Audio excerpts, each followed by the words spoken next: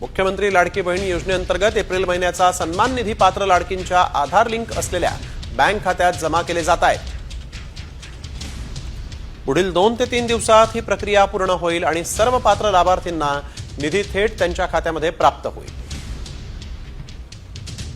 लाडक्या बहिणींसाठी आता एक आनंदाची बातमी आहे। एप्रिल महिन्याचा हप्ता यायला सुरुवात झालेली आहे। पुढील 2 ते 3 दिवसात सगळ्यांना 1500 रुपये मिळणार आहेत। पात्र लाडक्या बहिणींच्या खात्यातच पैसे जमा होणार असल्याची माहिती मंत्री आदिती तटकरे यांनी दिलेली आहे। एप्रिल महिन्याचा हप्ता यायला आता सुरुवात झालेली आहे। लाडक्या बहिणींसाठी ही खुश खबर आहे। लाडकी बहीण संदर्भात एक महत्त्वाची बातमी, योजनेचा हप्ता जमा व्हायला सुरुवात झालेली आहे। लाडक्या बहिणींच्या खात्यामध्ये 1500 रुपये जमा होत आहेत। केवायसी पूर्ण झालेल्या महिलांनाच हप्ता यायला सुरुवात। लाडकी बहीण योजनेबद्दल एक महत्त्वाची अपडेट समोर येते। राज्य सरकारने लाडकी बहीण योजनेच्या ई-केवायसी बाबत एक मोठा निर्णय घेतलाय। योजनेची ई-केवायसी करताना चूक केलेल्या महिलांना आता मोठा दिलासा मिळतोय।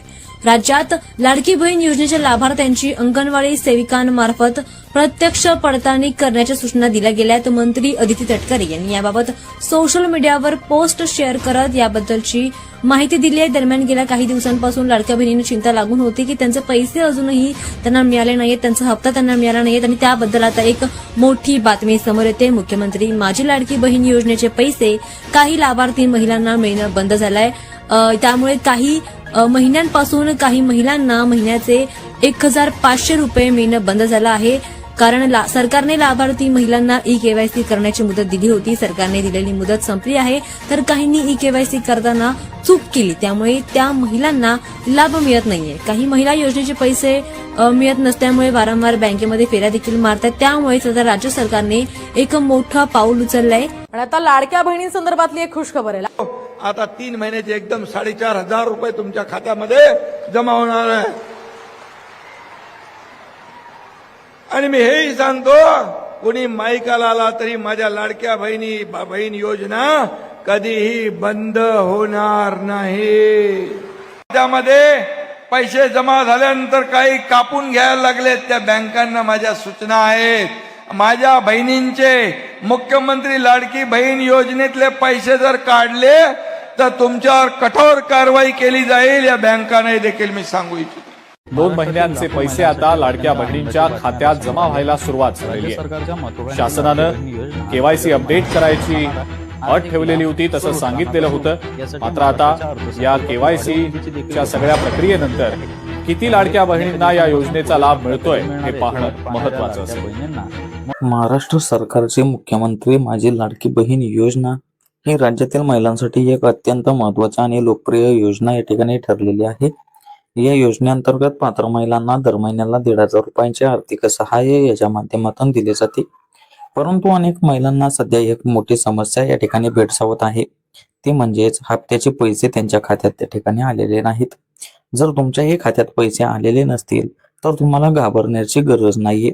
सरकारने यासाठी ऑनलाईन तक्रार करण्याची सोय देखील उपलब्ध करून आता दिलेली आहे। या ठिकाणी पुढेच पाहून घेऊया ऑनलाईन तक्रार नेमकी तुम्ही का करायची। जर तुम्हाला 1-2 महिने झाले तरी पैसे तुमचे आलेले नाहीत तर तुम्ही तक्रार करणे या ठिकाणी खूप महत्वाचे आहे। आता त्याचे कारण देखील पाहून घ्या की तुमची केस त्या ठिकाणी तपासली जाते, अडचण नेमकी कुठे आहे ते नेमके तुम्हाला कळते आणि पैसे लवकर मिळण्याची शक्यता देखील तुमची त्या ठिकाणी वाढत असते। तर या ठिकाणी पाहून घेऊया ऑनलाईन तक्रार नेमकी कशी करायची आहे। आता तुम्ही काही स्टेप फॉलो करून ती ऑनलाईन तक्रार करू शकता। आता पहिल्या स्टेपमध्ये तुम्हाला अधिकृत वेबसाईटला त्या ठिकाणी भेट द्यायची आहे। लाडकी बहीण योजनेच्या अधिकृत पोर्टलवर तुम्हाला जायचे आहे। तिथे गेल्यानंतर दुसऱ्या स्टेपमध्ये तुम्हाला तक्रार नोंदवा हा पर्याय तुम्हाला त्या ठिकाणी निवडायचा आहे।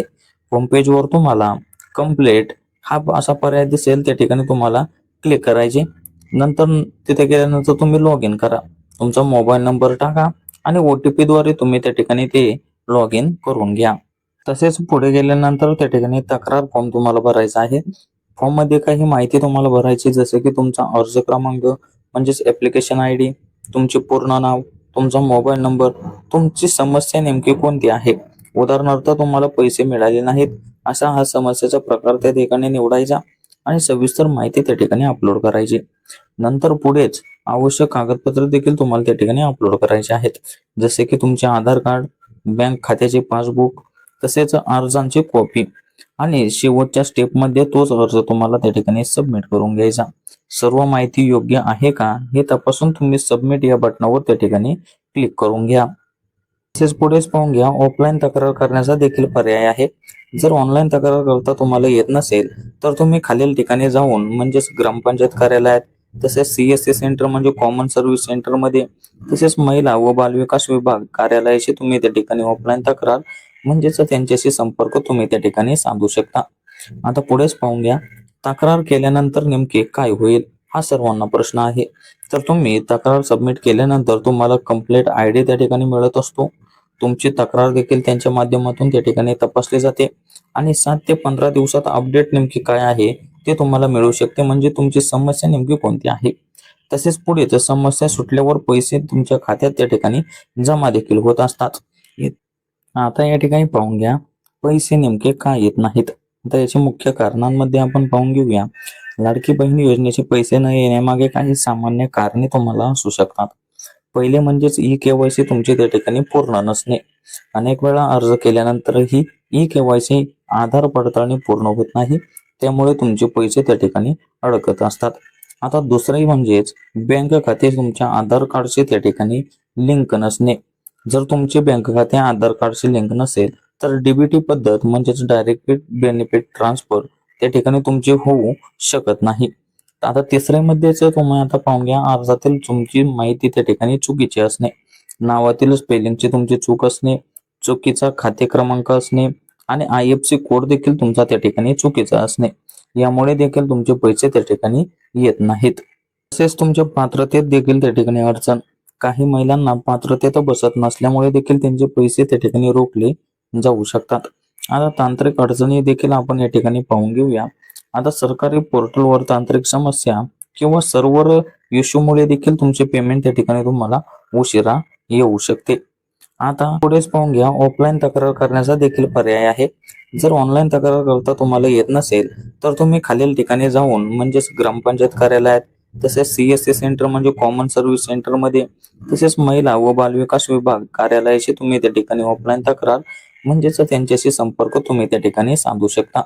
आता पुढेच पाहून घ्या, तक्रार केल्यानंतर नेमके काय होईल हा सर्वांना प्रश्न आहे. तर तुम्ही तक्रार सबमिट केल्यानंतर तुम्हाला कंप्लेंट ID त्या ठिकाणी मिळत असतो.